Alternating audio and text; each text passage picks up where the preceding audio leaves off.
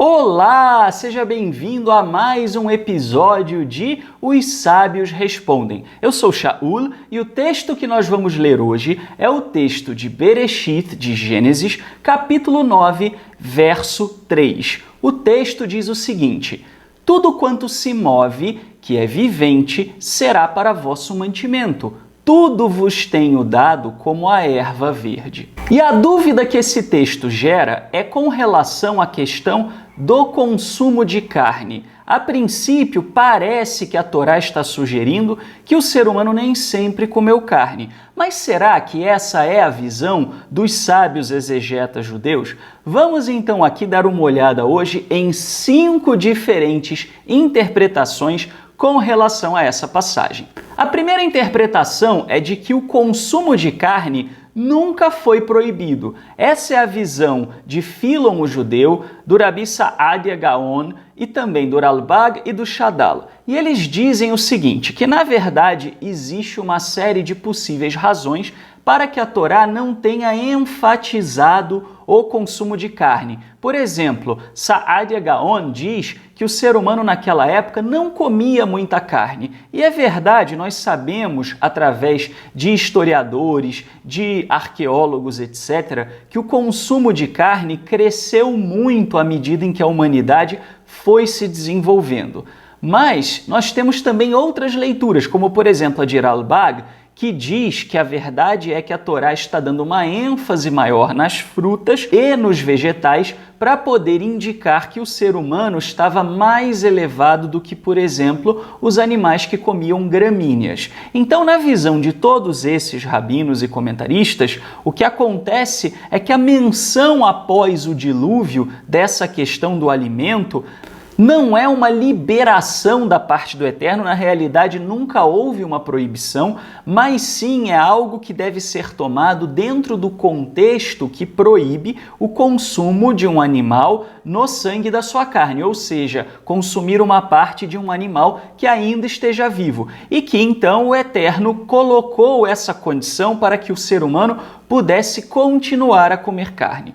Já a segunda leitura interpretativa entende que originalmente o consumo de carne não era proibido, mas que após o Éden, por causa do pecado do homem, o consumo se tornou proibido. E essa é a visão de Rabi Shlomo ben Aderet e também a visão de Avraham Sabá. E eles dizem então o seguinte, que quando nós olhamos para a punição que Adão recebeu no Éden, nós vemos que a Torá diz que ele comeria pelo suor do seu rosto e que naquele momento então ele foi obrigado a comer simplesmente aquilo que vinha do seu plantio, ou seja, houve uma proibição de fato ao consumo de carne nesse momento da transgressão, mas que, como o dilúvio eliminou os transgressores da face da terra e quem sobrou foram justamente os íntegros da família de Noé,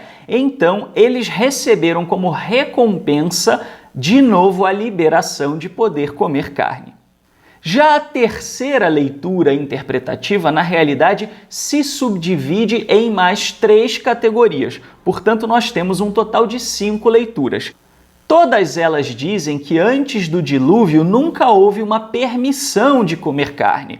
Porém, elas diferem um pouco com relação ao porquê que houve essa permissão após o dilúvio. Então nós temos a visão, por exemplo, de que o consumo de carne veio como uma recompensa pelos esforços de Noé e de sua família. E essa é a visão interpretativa do Bechor Shor, do Radak e também de Ramban, Narmânides.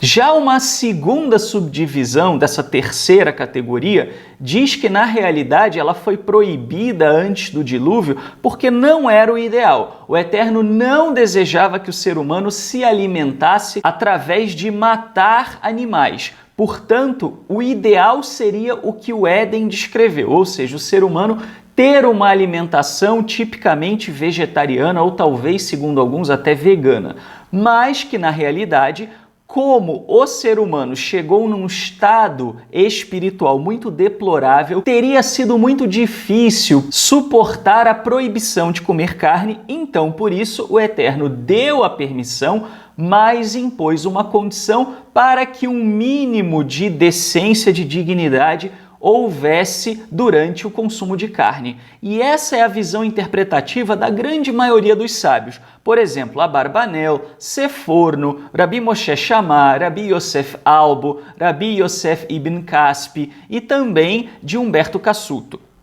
Existe ainda uma terceira leitura interpretativa dentro dessa terceira categoria, portanto, totalizando a leitura de número 5, de que, na verdade, houve uma necessidade prática de se proibir o consumo de carne até o período do dilúvio. E essa é a visão interpretativa do Roil Moshe. E ele diz o seguinte, que a humanidade antes do dilúvio não era evoluída o suficiente, tanto espiritual quanto tecnologicamente, para que pudesse consumir os animais de forma responsável e sem causar transtornos e sofrimento. E que uma prova disso teria sido justamente a degradação que aconteceu com o ser humano, que culminou no dilúvio. Após o dilúvio, portanto, o ser humano se elevou um pouco espiritualmente e, com isso, passou a ser capaz de comer carne de uma maneira mais responsável, e aí então o Eterno